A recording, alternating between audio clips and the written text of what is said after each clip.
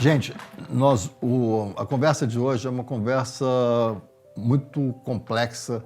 Eu vou iniciar um assunto que eu já vinha pensando para o canal, mas agora com a pandemia eu acho que ficou mais evidente a necessidade disso. Eu quero discutir a questão do abuso físico, sexual e emocional de crianças, principalmente durante a pandemia.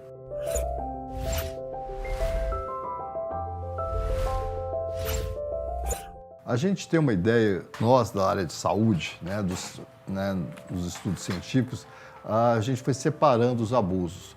E às vezes para a população que não trabalha na minha área, isso fica meio complicado. Então eu vou começar explicando o que é abuso. Então vamos pensar no abuso emocional.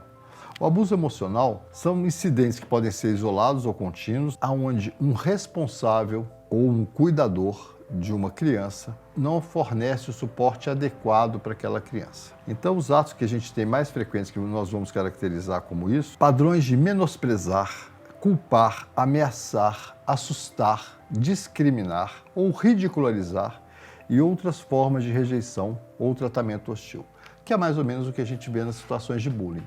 Mas a gente vê muitas vezes na própria... Eu escutei de uma paciente recente, uma coisa assim, que um cuidador dela virou para ela e falou assim, olha, a sua única chance na vida tem 4 letras.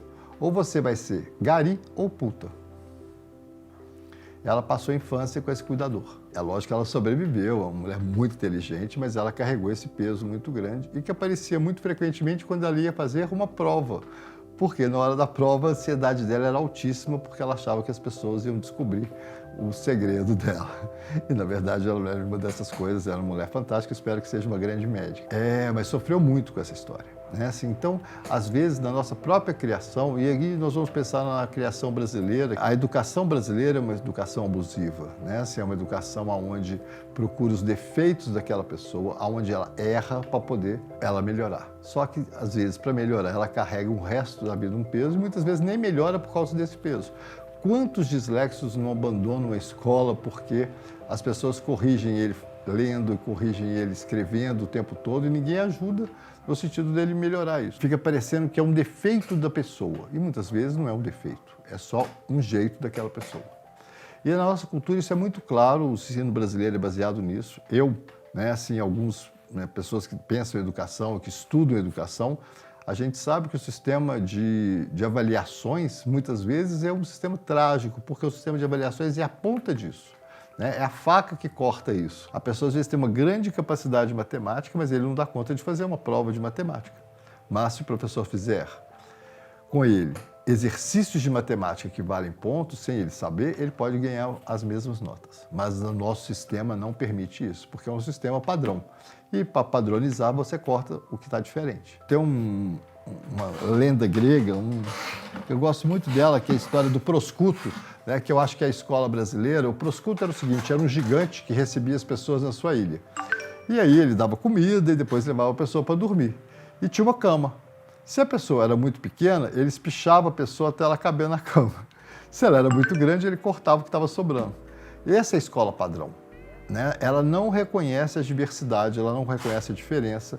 Eu acho que em breve a gente vai falar um pouco da questão do corpo na escola brasileira, que é um tema que eu tenho estudado muito, até porque tem muito a ver com a questão da raça negra, desse grupo de pessoas enormes que a gente tem no nosso país e que a escola muitas vezes é o lugar onde eles começam a ser excluídos e onde aparece inicialmente esse racismo estrutural de uma forma bem forte. Tanto que o índice de jovens negros que saem da escola é muito maior do que das outras raças no Brasil, se é que tem raça brasileira, mas esse grupo específico, que é marcado pela diferença de cor, sofre muito. Então o abuso emocional é isso. Aí vamos falar do abuso físico. O abuso físico também no nosso país é uma coisa ainda muito estrutural, se a gente for pensar. É o quê? É o uso intencional de força física contra uma criança e que provavelmente pode resultar num dano à saúde. Pode ser momentâneo, como fraturas e outras coisas graves, hematomas, lesões mesmo graves, ou até questões psíquicas que eu vou falar no fim dessa matéria. O que seriam os abusos físicos? Bater, espancar, sacudir, morder, estrangular, escaldar, queimar ou envenenar e sufocar. Pode levar à morte, muitas vezes acontece isso, tá certo? Essa violência física muitas vezes é infligida principalmente com o objetivo de punição. E no estudo que eu vou mostrar mais tarde, a gente vai ver que não é independente de classe social. Todos esses abusos, as pessoas sempre pensam que acontecem mais nas classes mais desfavorecidas economicamente, mas não é verdade. É lógico que certos ambientes favorecem. A grande questão é que as pessoas que apanharam, naquele momento que ela está com muita raiva e impulsiva, ela acaba também bater. Olha que interessante. Ela apanhou, aprendeu aquele comportamento corporal e bate também. Não é, ela sabe que não é racional bater, mas ela bate. E aí a gente vai falar do mais complexo, que é exatamente o abuso sexual. O abuso sexual, a definição dele, é o envolvimento de uma criança em atividade sexual em que ela não compreende, pela fase que ela está vivendo, aquele comportamento que ela está tendo. E aí que começa a grande confusão do abuso. Então pode acontecer abuso, por exemplo, entre um rapaz de 18 com um menino de 12, ou entre um homem de 40 com uma menina de 6, como a gente viu recentemente aqui no Brasil. Isso é abuso, né? Claro, das meninas de 6 é óbvio, mas qual é a diferença? Por que uma menina de 12 não pode decidir sexualmente que ela é uma mulher? Porque aos 12 anos ela ainda não tem a maturidade corporal e sensorial para lidar com aquilo. O abuso sexual, do ponto de vista, a gente vai ver várias correlações, mas o abuso sexual ele tem uma séria questão, que é o seguinte: ele altera a relação das pessoas com o prazer pro resto da vida. Porque a pessoa não está preparada para o prazer que ela tem e ela começa a entender que aquilo é uma culpa dela e ela vai carregando isso, vai disfarçando isso em outras situações, vai disfarçando em situações de vida cotidiana. E é muito importante conversar disso. Está tendo um movimento no Brasil que eu acho muito bacana, que são as meninas terem coragem de falar, os meninos também têm que ter coragem, porque no nosso machismo ainda é pior com os homens, porque eles são abusados, mas não têm coragem de falar. Ou então acham que ter tido prazer aos 10 anos de idade com uma mulher de 30 já é porque ele é homem, e muitas vezes não é isso, vai bloqueá-lo. E ainda tem um abuso sexual extremamente presente hoje, que eu tenho visto muito no meu consultório, que é o abuso provocado pela mídia pornô. As crianças todas conseguem acessar a mídia pornô, desde que ela tenha um celular disponível ou um computador. E as vivências que elas percebem ali alteram o funcionamento sexual de muitas delas pro resto da vida. Então a gente tem que tomar muito cuidado com esse abuso que acontece dentro de casa. Os pais não sabem o que está acontecendo, mas na verdade está acontecendo porque ele está vendo o vídeo. As crianças abusadas sexualmente por adultos ou por outras crianças mais velhas, a gente até trabalhava com um conceito mais rígido, que era 4 anos de diferença para a gente verificar, né, o que é uma brincadeira de criança sexual, que é muito frequente, não tem problema, e é um abuso. Né? A ideia é de 4. Mas hoje em dia o que a gente sabe é que tem crianças mais maduras e menos maduras. Mas a diferença é o tipo de prazer que ela tem. Uma pessoa que já tem, por exemplo, no caso dos homens, um homem que já tem ejaculação, brincar com uma criança que não tem, já traz uma dificuldade enorme para aquela criança entender o que está acontecendo. E isso vai marcar a sexualidade dela ao longo da vida. E outras coisas mais graves que a gente vai falar no final. Mas nós estamos falando de Covid, epidemia de Covid e os abusos. No começo da epidemia, já em março, vários relatos assim, né, de sociedades médicas já estavam avisando que ia acontecer uma coisa mais grave. Aí tem que explicar uma coisa que é o seguinte: com essa epidemia de Covid, todo mundo lê artigos científicos, sem saber estatística muitas vezes, e sem ter um entendimento, e muitas vezes nem leem, só veem uma partezinha e quer entender.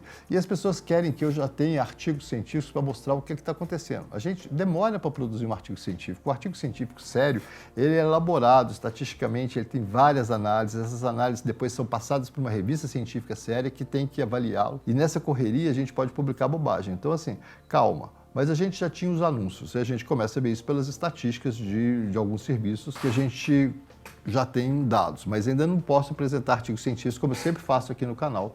Eu vou dar umas dicas, mas eu ainda não tenho um artigo, uma meta-análise, por exemplo, como eu vou apresentar, que é de 2012, que até hoje é uma das mais importantes, é um grupo australiano, mostrando as relações entre os abusos e a saúde mental e algumas doenças futuras. Então, o que aconteceu na pandemia? Né? Assim, aumentaram fatores de risco. Quais são eles? Aumentou a conexão física em grupos familiares, que muitas vezes tem pessoas doentes, e perdeu aquele grupo que seria protetor, que seriam as escolas. Ou em outros casos também o contrário, né? Mas vamos falar só onde foi ruim. O maior estresse entre pais e cuidadores, está todo mundo muito mais estressado na epidemia, com muito menos resiliência. As pessoas estão muito mais tempo na tela, o que diminui a resiliência. As pessoas estão muito mais tempo na tela Isso também aumenta a impulsividade. Impulsividade, a gente sabe que é onde está o marco da história. As famílias perderam apoio financeiro, as escolas perderam apoio financeiro, a situação econômica é uma situação de estresse muito grande. E isso passa no ambiente familiar, de uma certa forma, numa certa maior irritabilidade. E se as pessoas não fazem aquilo que eu já falei nos outros vídeos, né, de dormir cedo, tentar uma atividade física, elas ficam mais estressadas e isso vai acabar passando. Geralmente, as crianças e as mulheres são as maiores vítimas da nossa população. No mundo inteiro tem aparecido também esses relatos do tamanho de violência doméstica, tanto contra as mulheres e as crianças. E muitas vezes as crianças estão em casa cuidadas por pais que têm problemas psiquiátricos ou problemas de saúde mental, ou como no caso do Brasil, 26% da população tem ansiedade e depressão, é um dado muito alto, e essas pessoas não têm tratamento, porque o tratamento está suspenso pela pandemia. Então a gente está vendo situações onde uma situação que estava mais ou menos organizada, de repente vira uma grande confusão. Eu tenho um caso que eu queria discutir aqui um pouquinho rápido, que eu acho que é um dos abusos que estão acontecendo na pandemia, eu tenho avisado aqui.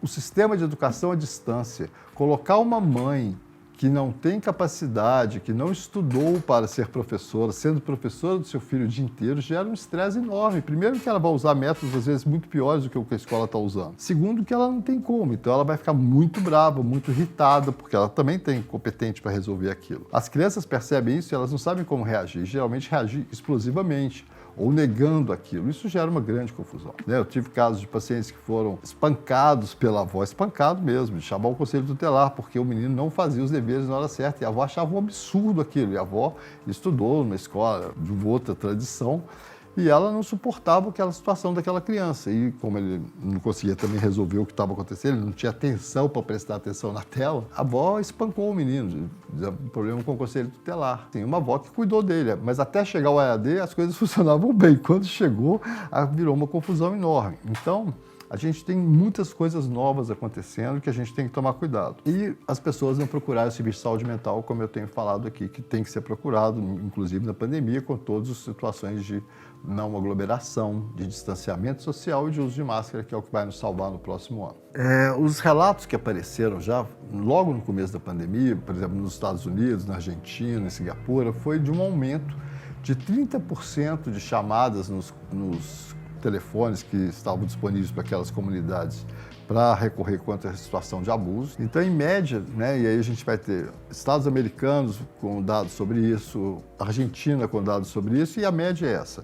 Os índices de busca de ajuda pelo telefone durante a pandemia aumentaram em 20% a 30% nos primeiros 2 meses. E a gente está vendo que os primeiros 2 meses foram até mais fáceis do que estão sendo agora. Quanto mais a questão continua, mais grave está sendo a situação emocional das pessoas. E aí agora eu vou discutir aquele artigo que eu estava falando, que é um artigo australiano, que é uma meta-análise, que eles pegaram artigos do mundo inteiro, é de 2012, mas ele hoje ainda é um artigo mais citado e ele traz dados muito interessantes para a gente. Qual é a maior correlação entre os abusos e doença mental? A gente tem transtornos depressivos. Abusos físicos, em média, uma pessoa que sofreu, ela tem uma chance de 1,5 de ter um problema depressivo ao longo da sua vida. A criança que sofreu abuso emocional, ela tem 3 vezes mais chance de desenvolver um quadro depressivo ao longo da vida.